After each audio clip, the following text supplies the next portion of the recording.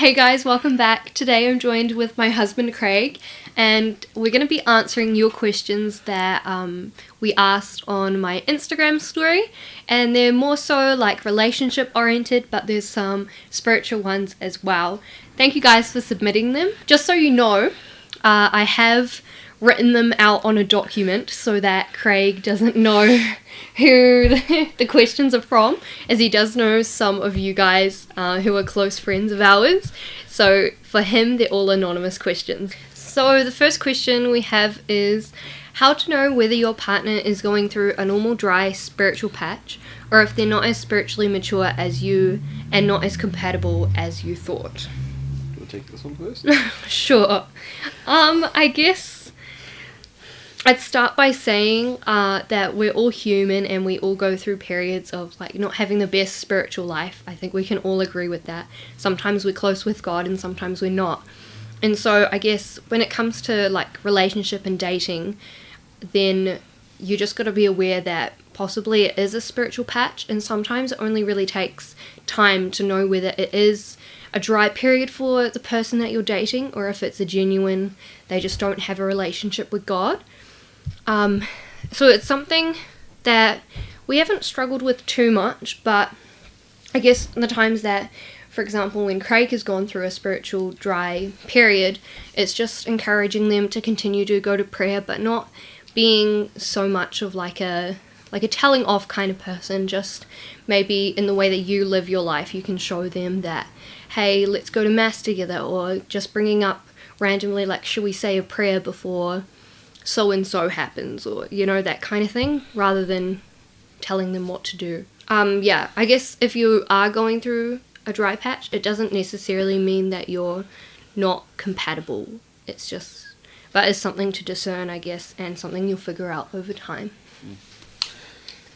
Yeah, I think in my experiences, just kind of looking at encouraging them to hang out with guy mates who are, or like mates of the same sex, who will help your boyfriend or your girlfriend kind of like through this patch, like that they'll support each other and push each other to heaven, but also like encouraging them to seek help from a spiritual director.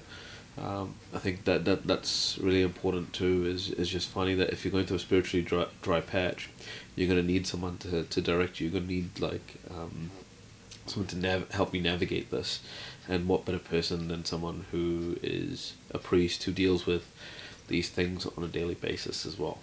So that'd be my advice on top of what you've said as well. Mm-hmm. And the next question is quite related to the last one, and it's, were there times when one of your spiritual lives was poor, and how did the other support you? For me, yeah, I think you definitely encouraged me to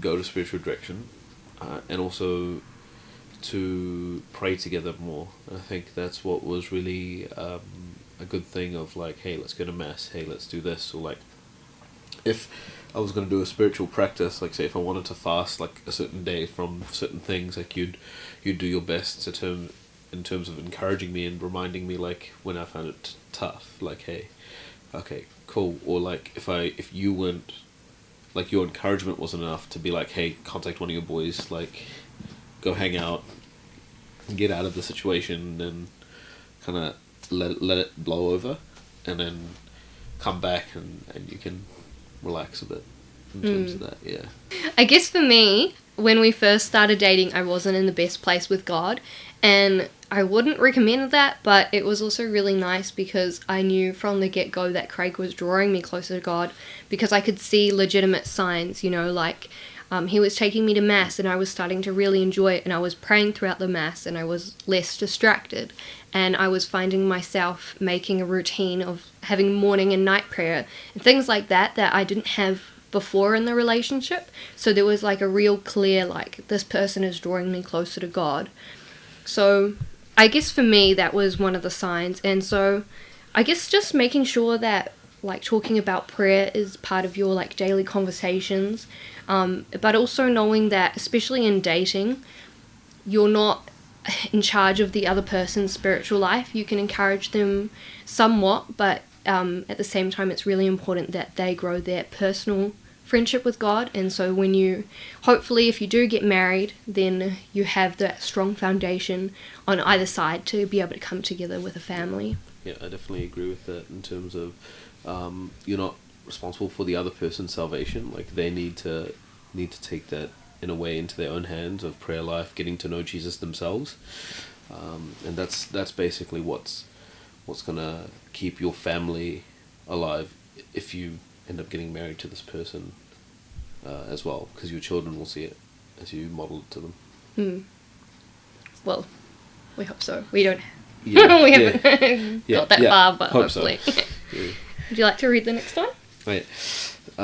So did you have any doubts about the relationship before you married, and how did you deal with them? You want me to start? Yeah, you start. Okay. Let's see. It might sound a bit bad, but yes, I did have quite a few doubts before getting married. For me? Craig does know this. Don't act surprised. I guess it was just, especially leading up to like engagement, I knew that we had talked about marriage, and I actually knew that he even had the ring. So I was kind of like, whenever we were going out on dates or after an argument or things like that, I was continually wondering, if he were to propose now, would I say yes? And it was just like a very intentional discernment time for me, because I think it was about 6 months from when I knew he had the ring and when he actually proposed. So for like every date we went on, you can imagine that's quite a few. Every time we hung out or every time we disagreed on something, I was really taking that seriously and thinking, is this like something that's a non-negotiable for me? And just continually questioning that and asking God for guidance. And I also was seeing a spiritual director, which helped a lot. Yeah, I guess that's how I dealt with it. I went to a spiritual director. I really took the time to have good conversations with Craig, and we always resolved those situations reasonably fast, which was good. Yeah. And I guess, just lastly, the last point is after engagement, I had like less concerns, but they were almost very different concerns based on like marriage preparations, like working out where we're going to live, talking about finances more often. Those kind of things do put a bit more stress on the relationship. So, and those are kind of more important things, like the conversations that we were having, planning the wedding together, planning our wedding day, things like that, I think were a bit more important for me. And so just making sure, like, when we did disagree on certain things, how did we compromise on them? And honestly, like, at the end of the day, Craig was so amazing, and so whenever we disagreed, we found a way to kind of come to an agreement in a good way. So, yeah. I think, for me, it was just after arguments. I think after arguments, I tended to be more discouraged. But that was, for me, that was just normal, because I don't really like getting into arguments and confrontations. But at times, if I have to, then it kind of needs to be dealt with. And so that's why I found those difficult, and I did question in those times, like, is this really where I wanted to go? And then there were times where I was like, cool, like, how can I resolve this? Like, how can I, like, the guy mentality of, like, how can I fix this? And sometimes with me, I had to say to Amy, like, what's actually going on with you? Because it might have been a situation, like, where she's had a bad day and I haven't really understood her in that context, and I just feel like this is so out of the blue when it isn't. And so just, chatting with her and then kind of understanding, okay, this is what she's going through, this is how she's reacted, that's nothing on me, but it's like, okay, well, I can make the situation worse here, or I can make it better. And I think for me it was like, okay, how do I genuinely care for her, that she doesn't get further upset by me, as well as from whatever's happened in the day. And I also think, like, we kind of had a bit of, like, a healthy amount of doubt almost, because if I feel like if we didn't have any doubts, then maybe we wouldn't have taken marriage so seriously. And for us, like, we really did take it seriously. We know it's a lifelong thing, and divorce isn't even in the picture. Like, that word isn't allowed. And so, except in this video. Not now marriage, no. No, except in this video. Yeah. But, yeah, so I guess, like, that's why I was, like, so sure, like, making sure that this is definitely the person that I want to spend the rest of my life with, and will he be a good husband and father, and will I be a good wife and mother? The next question. What key signals did you receive that to show you that the relationship was destined for marriage? What were some of those signals for you? For me, it was, like, even before we were dating, I could just tell, like, Craig was, like, a real man of God, and at the time he was talking about, like, Exodus 90 a lot, and, like, he just seemed to know what he was talking about when it came to, like, theology and all of that, and so I was like, that's really cool. I know he's Catholic for sure, so that ticks that one off. And then, like, even when he started going to our parish, like, the way he would interact with, like, the kids, and, like, even the way that he talked about his students at school, like, he just had such a, like, I guess he just seemed like he would be a great father. So, even before I had a crush on him. For me, was knowing that there were times where I was going through a real difficult patch in terms of that, in terms of my own struggles. And then the way Amy loved me in those moments of struggle and of shame and guilt, it just reminded me, or reflected the love of God.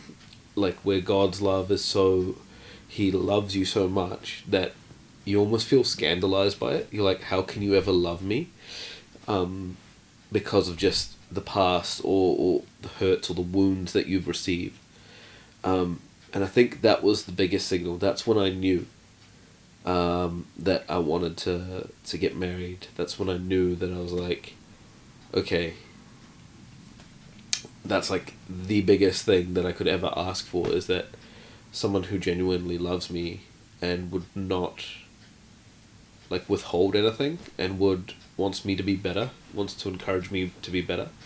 So that's why I think that was a big signal that I received. And, like, I guess even going off of that, like, the way that he dealt with that with me, like, letting me know what he was struggling with and how I was able to support him, but also, like, asking him, if you really want to change, like, show me, like, put in the actions, give me, like, a reason to believe that you're gonna try and overcome the struggle that you're dealing with. And he, like, really showed me. Just seeing how far he's come, and how much, like, over those dating years he really pushed through that and made a really strong effort, it just really proved to me that, like, this man means what he says. And I think that's really important when it came to marriage as well. The next question is, how did you know the other was the one for you? And that's quite similar to the last question, isn't it? But I would add just a little bit to it, and that is that I don't really believe in the idea of, like, the one, like, there's a person that you're destined to marry, that kind of thing, like a soulmate almost. Yeah. And so, like, when it came to discerning if I should marry Craig or not, it was very much like I had to make that choice to choose him. And, like, I guess in marriage it's really freeing almost to, like, not have that fear that he's going to leave me or I'll leave him. It's not even a question anymore, and so it's just a lot more intentional choosing of him in that way. Yeah, and I think every morning is a choice of, like, I'm going to choose to love you today. Or even when you come back from work, you know, and you're really tired, and, like, you still go and you do the dishes, or you still make them a cup of tea, even if you're tired. I think, yeah, that's an intentional choice, to choose the other, and in a way, like, yeah, all those things, like I've mentioned previously, and this, like, it's something that you know in your guts, and it's something that you choose to do. Love is definitely a choice. It's a difficult choice at times, for sure, but it is a choice, and you choose to love the other. What has been your favourite part about married life, Craig? Oh, a lot. Well, that's good. There's actually been quite a lot of things that in terms of marriage that I've enjoyed, and one of them is like I get to come home to my wife. I don't. That's something I've enjoyed. Is like I don't have to leave her. And I think something that like a lot of dating couples I think sometimes struggle with is like you have to leave them for the minute and drop them off, but you still want more, and you still want that marriage, and you don't want to leave them. And I think that was a challenge I think we had to get Definitely over. for us, that was like really hard to say goodbye at the end of the day. Yeah, and I think that's a part that I guess like we enjoy now, is like I get to come home, or we both get to come home, we get to stay at home with each other and just relax and do our own thing. Like Amy might just watch some might be watching some reels about pregnancy stuff in the bed, and like I might be out here doing a few chores and reading a book or doing something, but yet we know like we'll come spend time with each other. And even another favorite part was like maybe in terms of our trips, like we've taken a few trips together as well, and our honeymoon trip was fun. It was really awesome down in Queenstown. Trip to I guess Rotorua and Te Awamutu and all those places with some of our friends.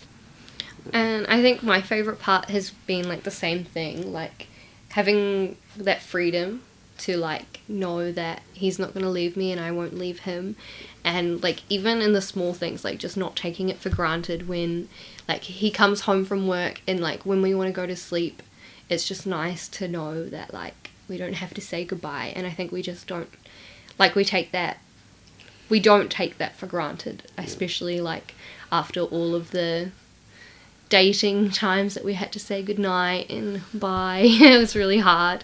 So that's been so cool. And I also feel like I don't have to travel as much. Cause, that would be nice. Last year I was house sitting for a friend on the other side of town, so out in East Auckland. So it's a long drive. And Amy lived in West Auckland, so like trying to get home was a mission. So I'm kind of happy that.